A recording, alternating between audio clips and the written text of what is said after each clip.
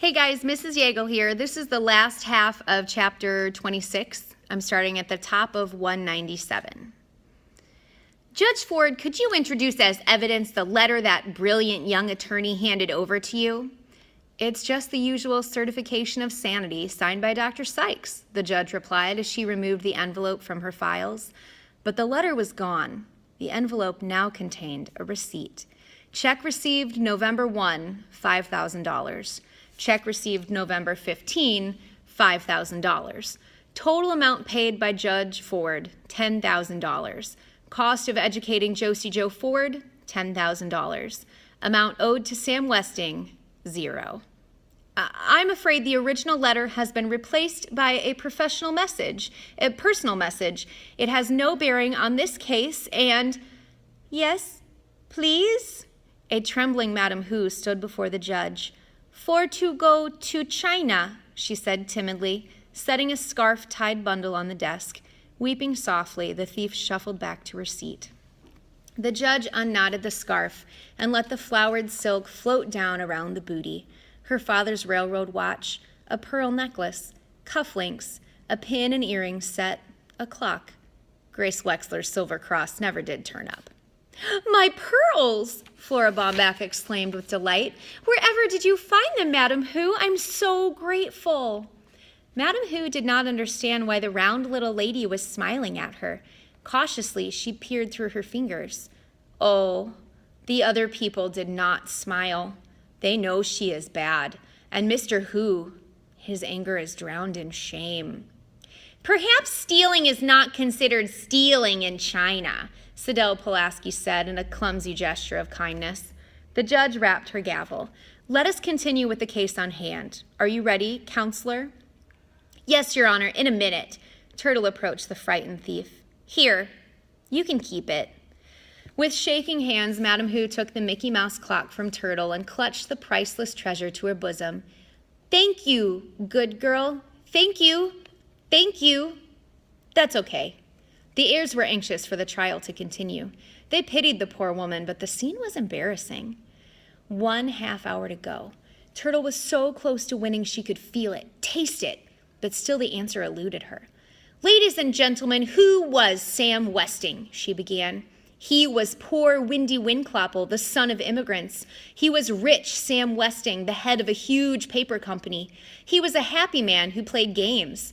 He was a sad man whose daughter killed herself. He was a lonely man who moved to a faraway island. He was a sick man who returned home to see his friends and relatives before he died. And he did die, but not when we thought he did. Sam Westing was still alive when the will was read. The judge rapped for order. Turtle continued.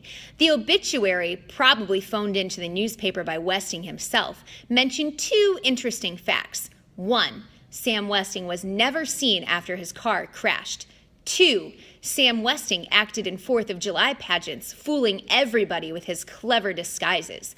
Therefore, I submit that Sam Westing was not only alive, Sam Westing was disguised as one of his own heirs.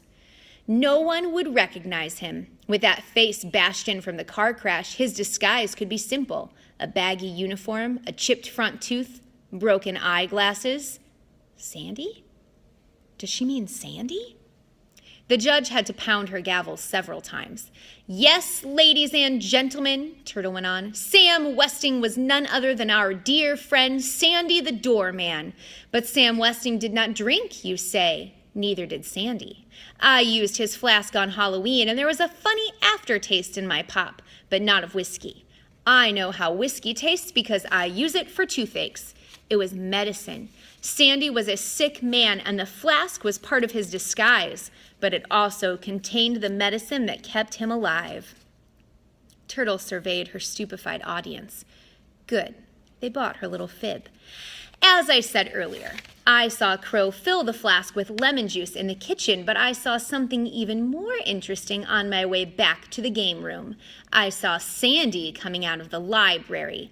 Sam Westing, as Sandy, wrote the last part of the will after the answers were given, then locked it in the library desk with a duplicate key. But what about the murder, you ask? Turtle said.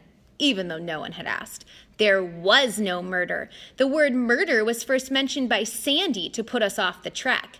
I did not die of natural causes, the will says. My life was taken from me by one of you. Sam Westing's life was taken from him when he became Sandy McSuthers, and Sandy died when his medication ran out. Turtle paused in a pretense of letting the heirs mull over her last words, trying to figure out what to do next. Why did Turtle leave out Barney Northrup? The judge wondered. She knows Northrup and McSuthers were the same man because of the bruised shin. Either she doesn't want to confound the jury, or she has no more idea than I have why Sam Westing had to play two roles. Why did Sam Westing have to play two roles? Turtle wondered. He had a big enough part as the doorman without playing the real estate man as well. Why two roles? No, not two. 3. Wendy Winclopple took 3 names. 1, Samuel W. Westing. 2, Barney Northrup. 3, Sandy McSuthers. The judge had a question. Surely Mr. McSuthers could have had his prescription refilled? Or are you implying he committed suicide? Pardon me? Turtle was searching the will. The estate is at the crossroads. The heir who wins the windfall will be the one who finds the 4th. That's it. That has to be it. The heir who wins the windfall will be the one who finds the 4th. Wendy Winclopple took 4 names, and she knew who the 4th one was. Keep calm, Turtle Alice Tabitha Ruth Wexler. Slowly, very slowly, turn toward the judge, act dumb, and ask her to repeat the question. I'm sorry, Your Honor, would you repeat the question? Turtle knows something. The judge had seen that expression before. Sam Westing used to look like that just before he won the game. I asked if you consider Sandy's death a suicide. No, ma'am, Turtle said sadly, very sadly. Sandy McSuthers, Sam Westing, suffered terribly from a fatal disease. He was a dying man who chose his time to die. Let me read from the will. 6th, before you proceed to the game room, there will be 1 minute of silent prayer for your good old Uncle Sam. Ladies and gentlemen, heirs, for we all inherited something, let us bow our heads in silent prayer for our benefactor Sam Westing, alias Sandy the Doorman. Crow! Otis Amber leaped to his feet as Ed Plum led the cleaning woman through the door.